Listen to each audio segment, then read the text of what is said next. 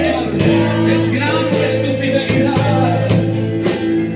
Tu fidelidad incomparable es. Nadie como tú, bendito Dios. Grande es tu fidelidad, oh Señor. Grande es tu fidelidad. Grande es tu fidelidad. Grande es tu fidelidad.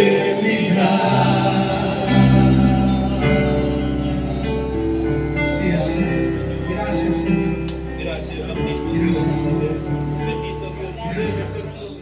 Y bueno, hermanos, vamos directamente a nuestro estudio de este domingo, el cual está en el contexto de lo que vimos la semana pasada. Por eso decidí darle continuidad al Evangelio de Marcos, porque habla o termina y comienza esta parte con lo mismo que vimos en la enseñanza pasada. Entonces, una enseñanza que le voy a pedir a Abraham que me ponga el título que está ahí, que he titulado, fíjese cómo le he titulado, vamos a ponerla por ahí, ahí está, mire, fe y oración en acción. Rimó, ¿verdad?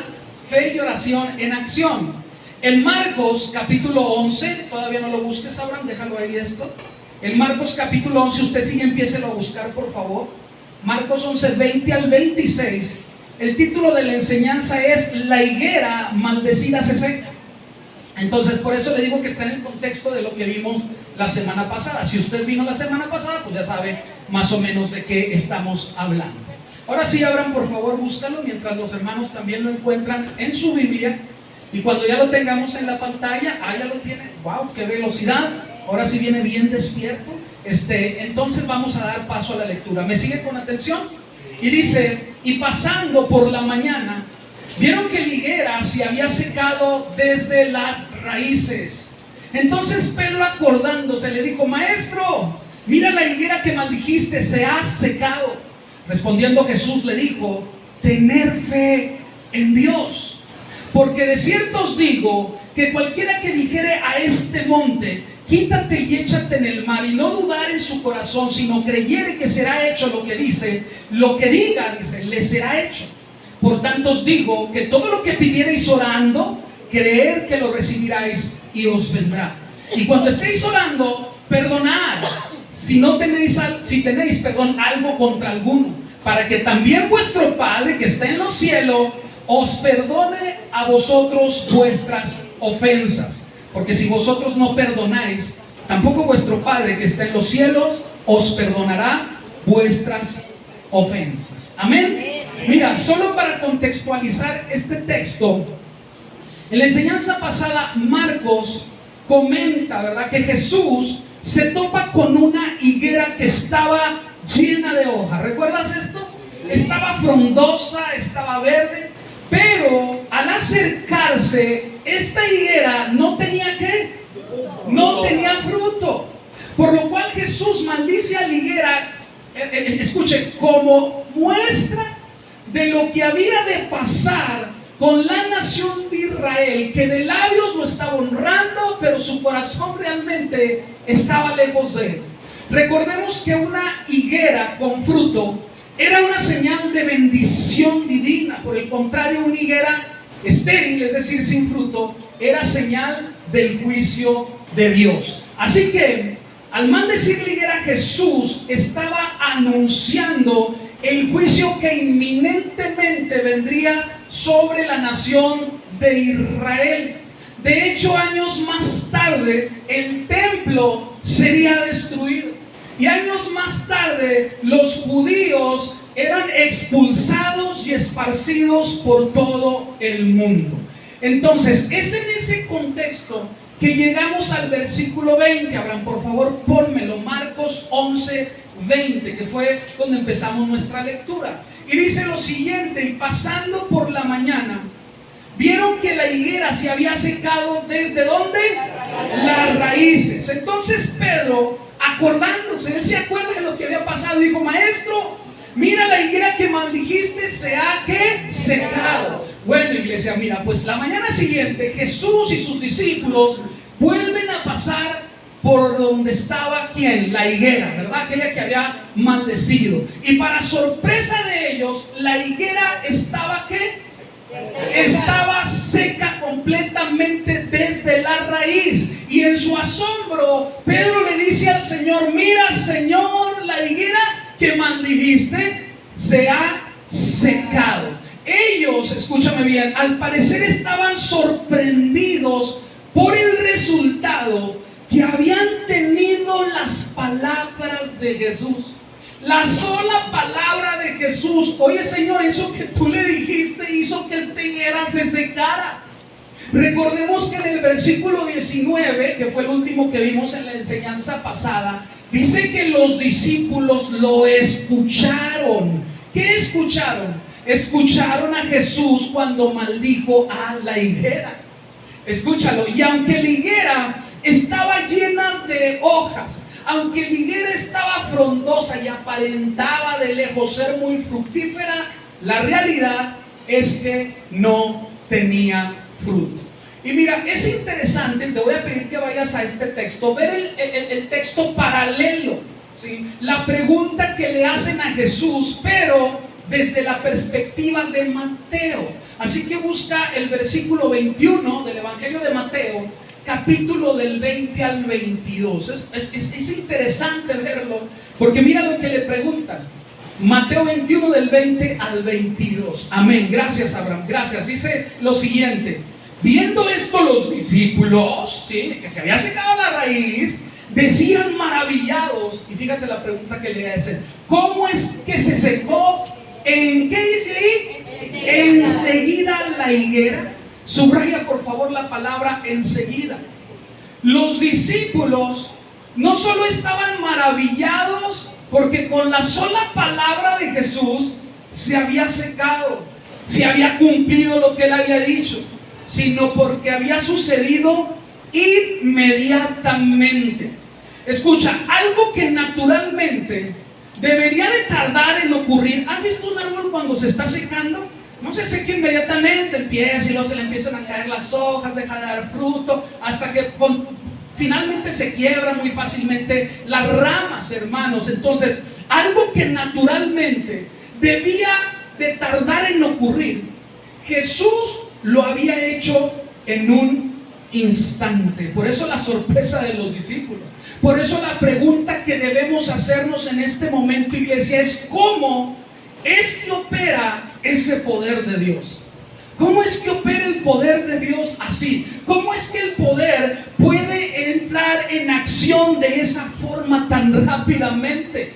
Escucha, no solo para que ocurra algo tan extraordinario como que se secara así, sino para ocurrir, como te digo, tan rápidamente. ¡Wow! No nos olvidemos que esta era la última semana de Jesús en la tierra. Estaba en medio de la celebración de las fiestas ¿de qué? De Pascua. Él iba rumbo, camino a la cruz, a la crucifixión. De manera que el Señor aprovecha esta oportunidad para enseñar a sus discípulos sobre la fe y la oración. ¿Sabes por qué? Convencido de que lo que se avecinaba era el momento más crítico, era el momento más difícil, era el momento más duro de su ministerio. Escúchalo, él iba rumbo a la cruz, y por lo cual los discípulos tendrían que estar fortalecidos y anclados a algo. Esa ancla debería de ser esa certeza y esa convicción de todo lo que el Señor les había enseñado. Esa ancla tendría que ser también, y lo vamos a ver un poquito adelante, la oración, enseñándonos a nosotros la importancia que tiene no solo su poder, sino el orar, hermanos, la importancia que hay en la oración, pero sobre todo la importancia que tiene realmente creer en Dios. Realmente creer en Dios. Ahí está todo, hermano. ¿Dónde se encuentra la salvación? En la gracia de Dios. Pero ¿cómo es esa salvación? ¿Por medio de qué? Por medio de la fe. La fe lo es todo, hermano. Esa es la raíz que nos da y genera en el Señor que nos dé la gracia de su salvación, nuestra fe. Los discípulos iban a enfrentar momentos difíciles que venían a continuación y ellos tenían que estar anclados con una fe sumamente fortalecida. Así que mira el versículo 22, veo ahí Marcos 11:22. Respondiendo Jesús les dijo, ¿qué les dijo Jesús? Velo. Respondiendo Jesús les dijo, tener fe. No les dijo otra cosa, les dijo tener fe en Dios. Hermano, eso es lo que te dice el Señor, en quien tú tienes que confiar. Decía el canto en ti confiaré. En quien tú tienes que confiar es en Dios. Hasta este momento, ellos habían tenido a Jesús en carne y hueso. De manera que el Señor suplía todo lo que ellos necesitaban, hermanos. Tenían hambre y alimentó a ¿cuántos? Alimentó a 5,000. Ahí estaba Jesús, el Señor. Estaban en medio de una tempestad y estaban temerosos. ¿Y quién estaba ahí? Ahí estaba Jesús, de manera que el Señor suplía todas las necesidades de los discípulos. Era fácil confiar en Él bajo esas condiciones. Pero hermanos, lo que se avecinaba era mucho mayor. Llegaría el momento en que Jesús ya no estaría con ellos. Y la fe y la oración se convertirían en una necesidad indispensable. Porque Jesús moriría en esa semana. Y desde ese momento la oración y la fe iban a ser todo para ellos. Lo mismo que debe de ser hoy para nosotros, hermanos, algo vital en la vida del creyente. Está de más decirte que en la fe, ya te lo dije, ahorita está todo.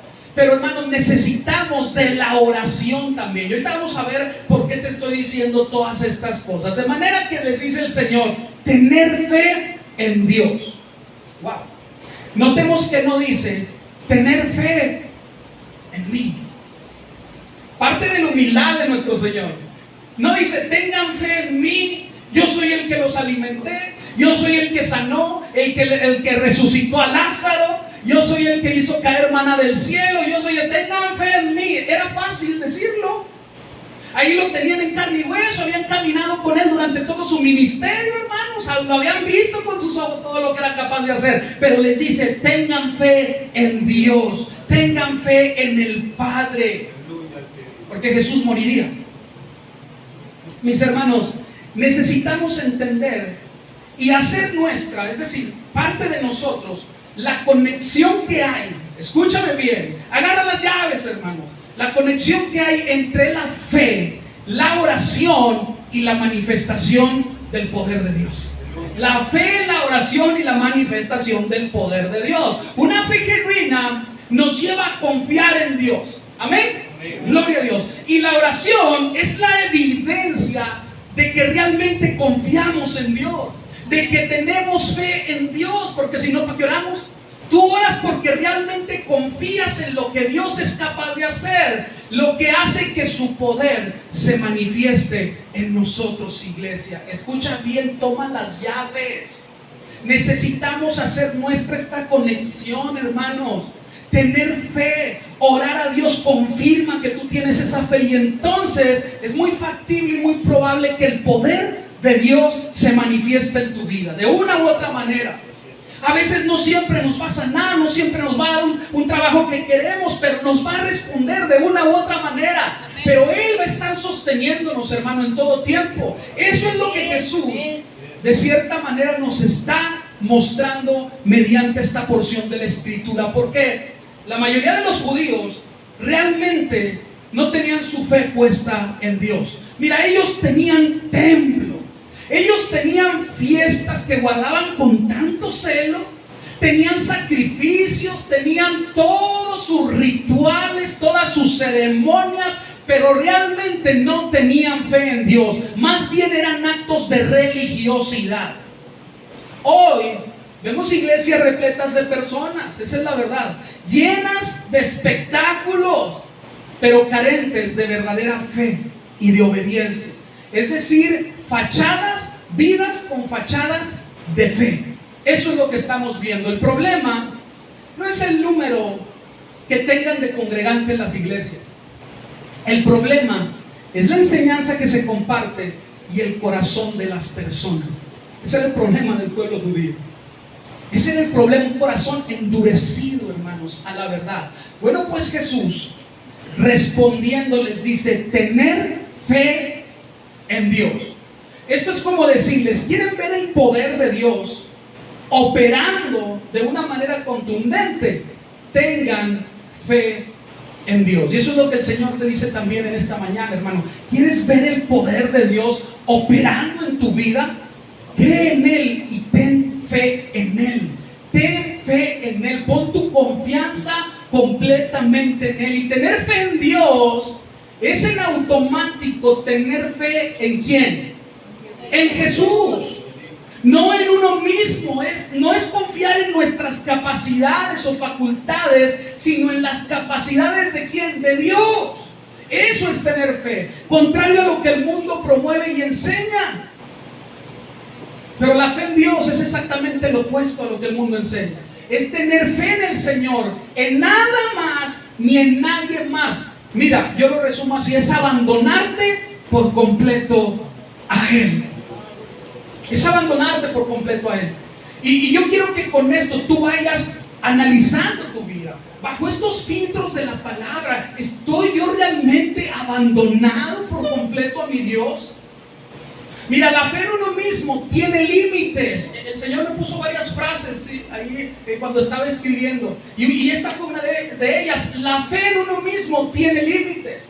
Puede llegar incluso a un punto de quiebre donde ya no aguantes más. Pero la fe en Dios trasciende los límites, hermanos, porque no depende de la fortaleza humana. La fe en Dios depende del poder de nuestro Señor Jesucristo, de nuestro Dios. Amén. Depende de la fidelidad de nuestro Dios. Y Dios es fiel.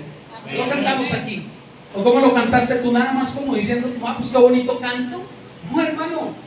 Es por eso que hay que cantar con entendimiento. Si estamos cantando de la fidelidad de Dios, es porque estamos reconociendo. Y luego hablamos, primero eso es lo que hacía el canto. El canto de tu fidelidad es reconocer que Dios es fiel. Eso es lo que hace ese canto, reconocer que Dios es fiel. Y si Dios es fiel en todo, hermano. Y luego el canto que cantamos después dice: bueno, a esa fidelidad hay que estar confiando plenamente en esa fidelidad, hermanos. Gloria a Dios. Mira el versículo 23, Marcos 11:23. Dice: porque de cierto os digo, bueno, tener fe en Dios, les dice, porque de cierto os digo que cualquiera que dijese este monte: quítate y échate en el mar, y no dudar en su corazón, sino creyere que será hecho lo que dice, lo que diga le será hecho. Y mira, no me voy a adentrar en este texto al 100%, porque tenemos una enseñanza donde toqué este punto acerca de este texto, ¿verdad? Tú puedes buscarla en las redes. Y aparte porque estamos estudiando verso a verso la Biblia, entonces aquí no profundiza uno en todo, sino ves todo el contexto. Entonces, este texto que leímos ahorita no es un piensa positivo. Eso sí te lo quiero decir. Esto no es un piensa positivo.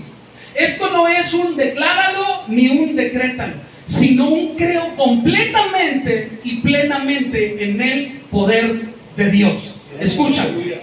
No es lo que muchos han hecho. Hay una convicción en ti, hay una certeza en ti, hay una confianza plena en las capacidades y en la palabra de Dios. Eso, hermanos, es la fe. ¿En quién está esa confianza? En Dios. La fe por sí sola no puede hacer absolutamente nada, a menos que esa fe esté puesta en la persona correcta, que en este caso es Dios. Es Dios, hermanos. Esa es la fe de la cual está hablando este texto. De hecho, la expresión tener fe en Dios nos deja incluso la enseñanza de que es una orden. El Señor les dice tener fe en Dios. Hoy el Señor te dice tener fe en Dios. No como una pregunta, no a ver si quieres. Si tú, hermano, eres cristiano, ten fe en Dios. Es porque has puesto tu confianza plenamente en Él. Pero, ¿qué significa en la práctica tener fe en Dios? ¿Qué significa? Fíjate bien, hermano, pues es descansar confiadamente en su fidelidad, es descansar confiadamente en sus promesas, es descansar confiadamente en su amor, es descansar confiadamente en su poder, pero es descansar también confiadamente en su sabiduría. Amén, gloria a Dios. La hermana sí entendió. Esto quiere decir que el Señor es fiel a sus promesas, escuchen. Tiene el poder para cumplirlas y en su amor y su bondad se inclina a hacernos bien. Esa es la realidad. Y en su sabiduría Él sabe cómo y cuándo hacerlo. Escucha, esa es la soberanía de Dios. Y si tú dices que tienes fe en Él, tú tienes que confiar en su sabiduría, porque Él sabe cómo y cuándo hacerlo. Ningún hombre, ningún ser humano es tan confiable como Dios. Y tú manifiestas esa confianza en Él cuando te acercas confiadamente a Él, creyendo que Él es capaz de hacer lo imposible. Escúchalo. Eso es cuando tú te acercas creyendo que Él es capaz de hacer, no tú sino Él. Nuevamente te repito el versículo 23, porque de cierto os digo que cualquiera, ponme en la pantalla, ahí está, amén, subraya esta palabra que está aquí, mira, ¿qué dice ahí? Cualquiera. Me llamó la atención, porque de cierto os digo que cualquier hermano que dijese este monte, quítate y échate en el mar, y no dudara en su corazón, sino creyere que será hecho lo que dice, lo que diga, le será hecho. Mira, lo primero que me llama la atención es lo que te dije, es cuando dice cualquiera. Esto quiere decir que esta promesa no está reservada para alguien con una posición especial o una posición específica. Pudiéramos poner ejemplo, decir que no está reservada únicamente para los pastores o los líderes en la iglesia, sino para cualquiera que diga y no dude en su corazón. Esto quiere decir que crea realmente que lo que dice el Señor, ¿quién? Que lo que dice el Señor va a suceder, entonces le será concedido, le será hecho. Porque sabes una cosa, el poder no está en nosotros. Eso tú lo tienes que tener claro, sino en Dios. El poder no está en nosotros, sino en Dios. Pero ese poder, hermanos, según la palabra, está disponible ¿para quién? Para cualquiera que crea. Así de sencillo. Es decir, que no tiene duda del poder de Dios. De manera que la clave, mis hermanos, está en no dudar de ese poder. Así que si hay alguien, escuche, que puede mover una montaña, ¿quién es? Es Dios, no nosotros. Él lo puede hacer. Si hay alguien que puede hacer esto, es nuestro Señor, porque Él es quien tiene el poder. A veces hay quienes se han acreditado estos poderes y ahí estamos venerando pastores y estamos venerando personas, cuando el que tiene el poder es nuestro Señor. Es creer que Él es capaz de hacer lo que para nosotros es imposible. ¿Cómo sería mover una montaña literalmente? Entonces, no malinterpretemos, iglesia, y no malutilicemos este texto como muchos lo han hecho. Porque este texto está en un lenguaje que Jesús usaba en sus enseñanzas. Es decir, que este texto es una hipérbole. Y para los que no recuerdan, un hipérbole es una exageración con la intención de darle mayor fuerza a lo que se quiere decir y se quiere enseñar. Y según las escrituras, escúchame, ni siquiera Cristo le pidió al Padre mover una montaña, ni siquiera Él lo hizo. Lo que Jesús está diciendo aquí es que la verdadera fe se acerca a Dios creyendo que Él es capaz de hacer lo imposible, lo que nadie más puede hacer. Este texto lo que hace es elevar ese grado de fe, hermanos. Esa es la fe que tenemos que tener. Es por eso que este texto no es una carta en blanco para pedirle a Dios que haga todo lo que a nosotros se nos antoje, como muchos lo han enseñado erróneamente. Y ahí estamos pidiendo, y ahorita vas a ver, te voy a dar sustento de esto.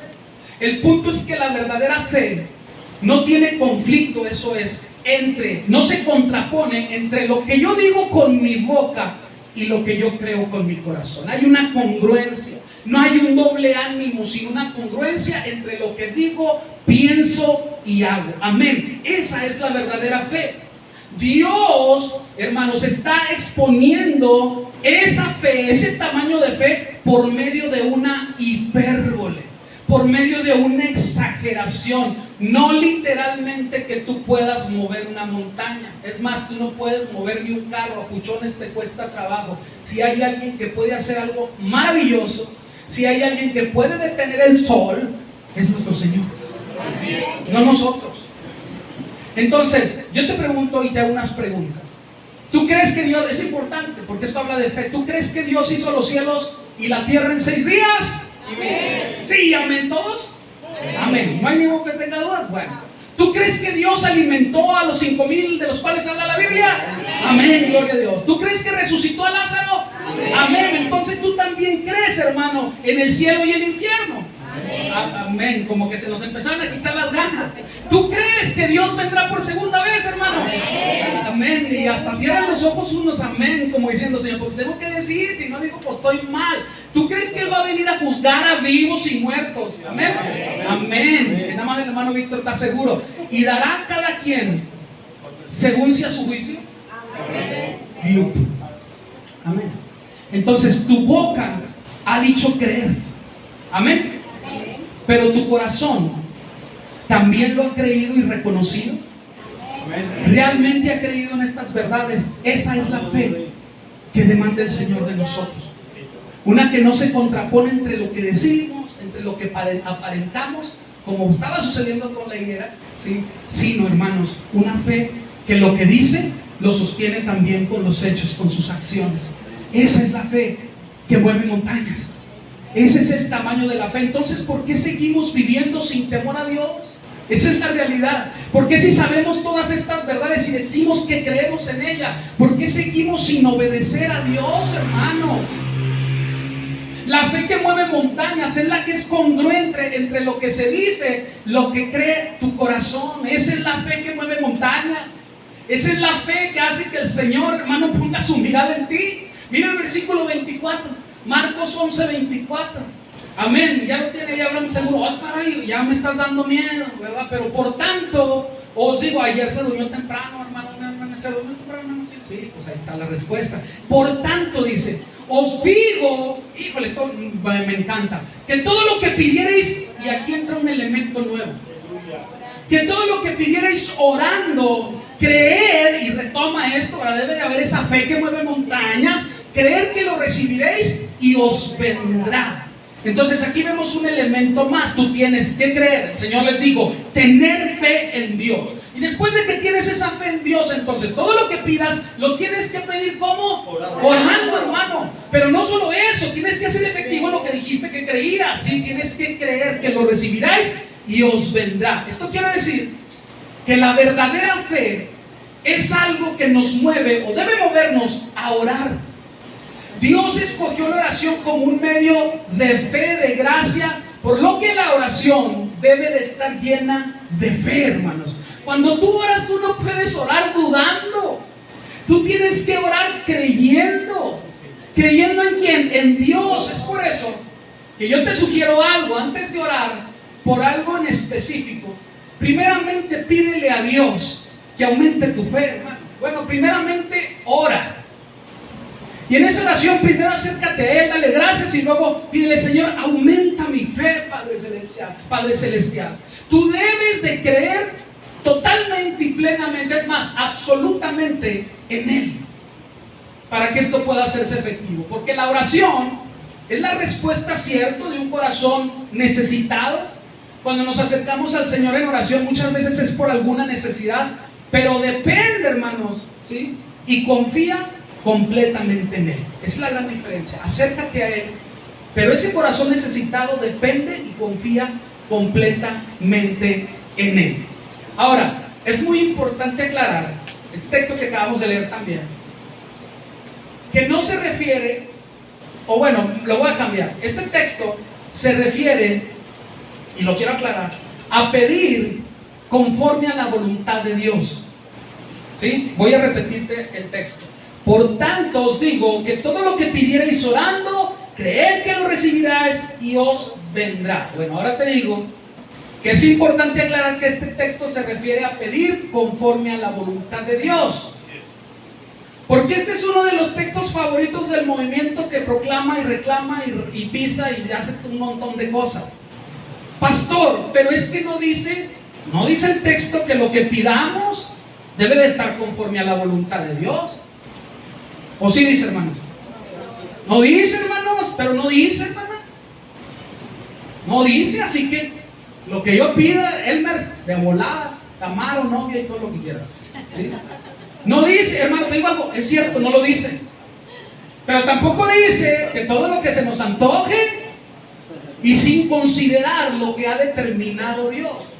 Y mira, aquellos que estudian la palabra sin su contexto, vuelvo a esto, desde mi perspectiva, son unos lobos vestidos de oveja y, peor aún, son unos ignorantes.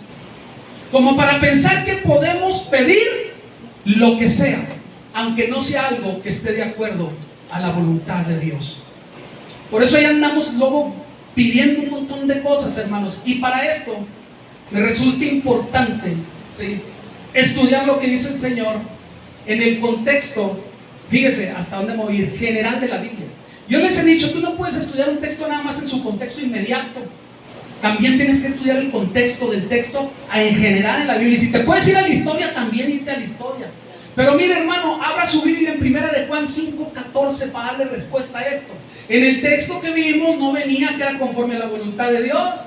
Pero en el contexto general de la Biblia, por favor, hermano, no seamos cómodos ni ignorantes ni nos comamos todo lo que nos ofrecen en otros lugares. Mire, 1 de Juan 5:14. ¿Qué dice 1 de Juan 5:14? Dice lo siguiente: y esta es la confianza que tenemos en Él. ¿En quién? En el Señor, así es. Que si pedimos, ahí está, pastor, que si pedimos alguna cosa, ¿pero qué dice? Él nos oye. Contexto general, iglesia.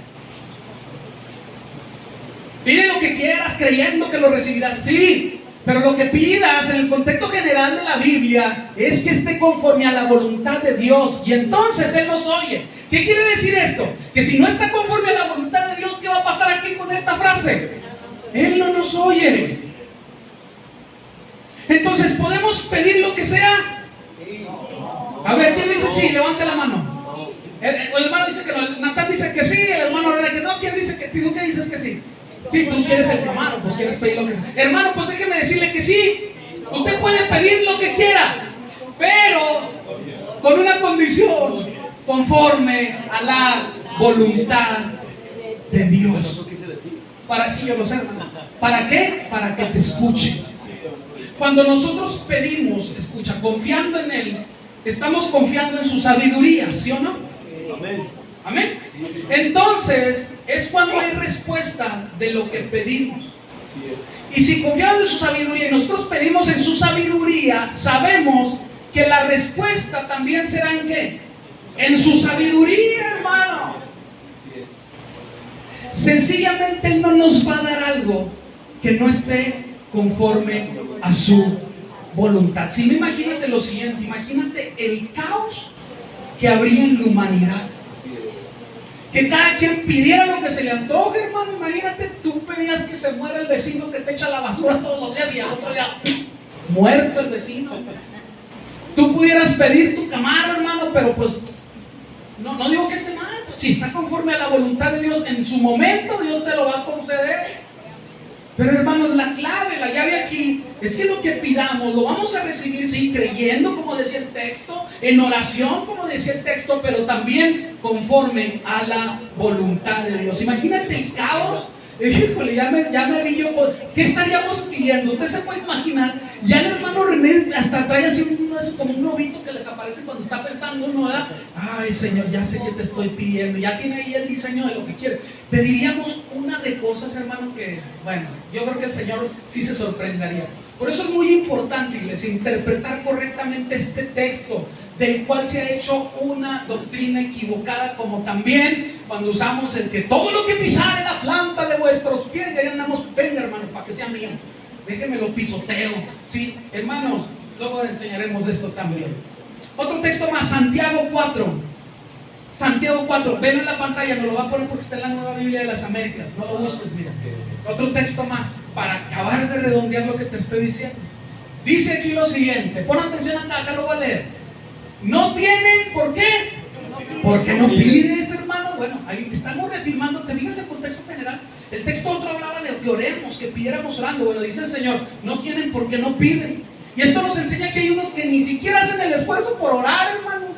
O unos que son muy sensatos y dicen, el Señor no me va a escuchar, hombre. Si mi vida es una vida de pecado, no hay compromiso en él, pues ¿cuándo me va a escuchar? Y dice ahí, porque no piden. Versículo 3, piden y no reciben. O sea que hay otros que sí piden, pero no reciben, hermano. Donde muchos cristianos estamos ahí, piden o no reciben. ¿Pero por qué? Dice, porque piden, ¿cómo? Con malos propósitos. Con malos propósitos, hermanos. Entonces lo que pidas tiene que estar conforme a la voluntad de Dios, ¿o no? Así Claro que sí, claro. pides con malos, y espérate, pides con malos propósitos, coma, ¿para qué quieres lo que estás pidiendo?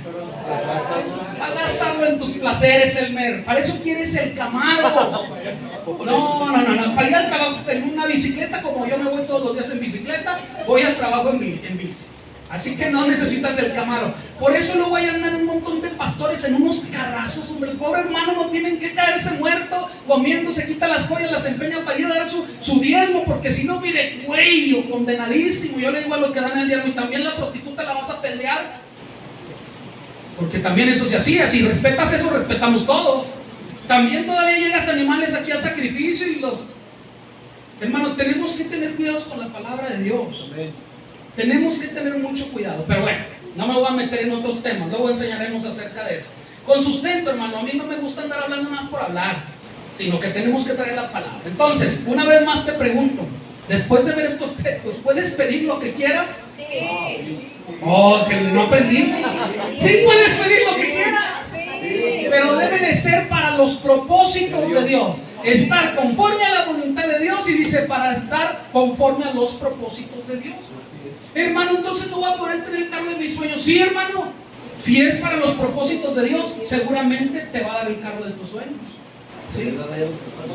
Para eso es ser para los propósitos de Dios. Hombre sabio, buen siervo fiel.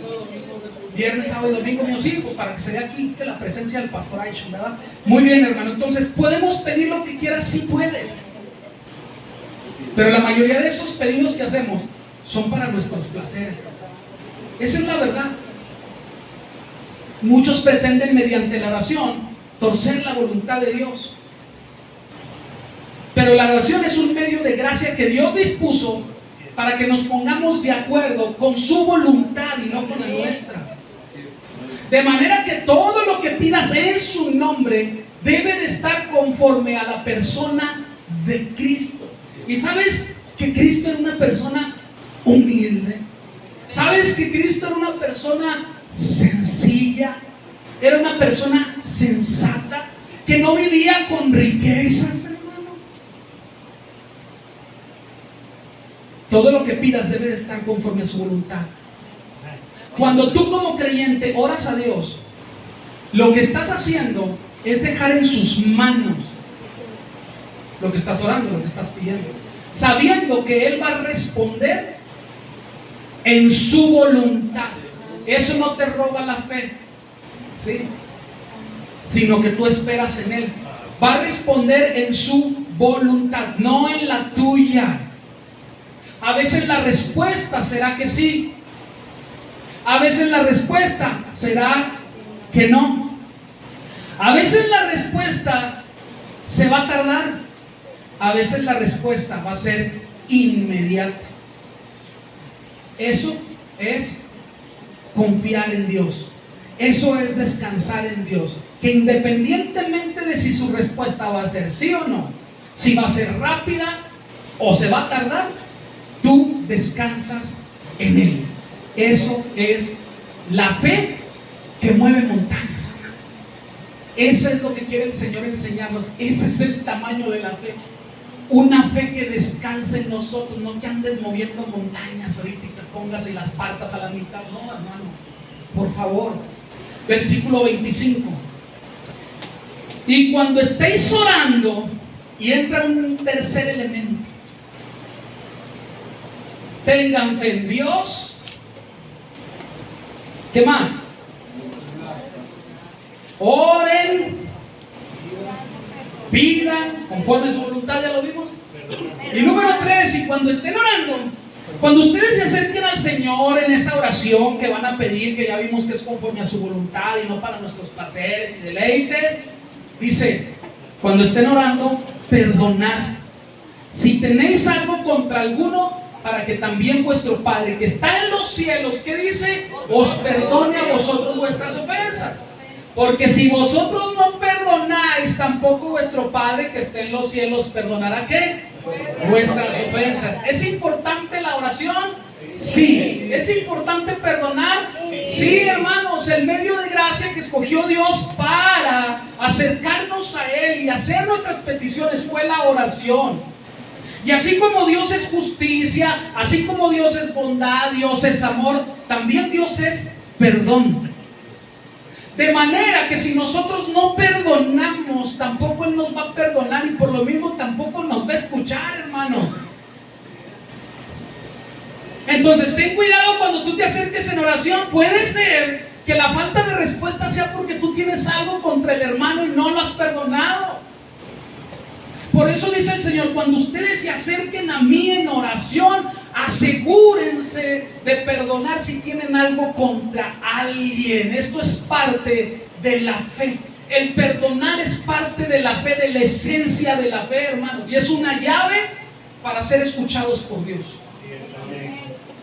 Pareciera extraña la última petición que el Señor está, la última recomendación, que el Señor les da a los discípulos, sobre todo en el contexto de lo que estamos viendo, que es que tiene de perdonar. Pero la realidad, hermanos, es que la fe, como la oración, están íntimamente ligadas al perdón. Porque aquellos que tienen verdadera fe, escúcheme, en Dios, son los que han recibido, son los que han sido perdonados de todos sus pecados en Cristo Jesús, o sea, tú y yo. Y ahora podemos acercarnos confiadamente al Padre en oración. Hay una relación entre la fe, el perdón y la oración. Si tú fuiste perdonado, ¿por qué no eres capaz de perdonar? Es incongruente. Si tú fuiste perdonado, no de uno, de todos tus pecados, ¿por qué no vamos a perdonar? ¿Tienes fe? ¿Sí, amén? Entonces tú tienes que tener la capacidad de perdonar. Así de sencillo. Si oras, si estás, no has perdonado a alguien, hermano, déjame decirte que tus oraciones pues andan por ahí vagando.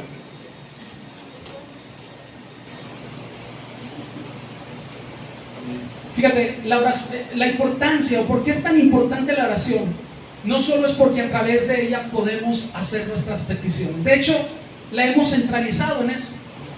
Un medio para pedirle al Padre lo que queremos. Pero realmente la oración lo que hace es fortalecer nuestra relación con Él. Y por lo mismo nuestra fe.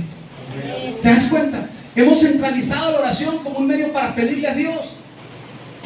Pero cuando oramos para fortalecer nuestra relación con Él, Dios no necesita que oremos, eso sí te lo digo. Los que necesitamos la oración somos nosotros. Porque solo a través de ella es que podemos fortalecer el vínculo filial, hermano, con nuestro Padre Celestial.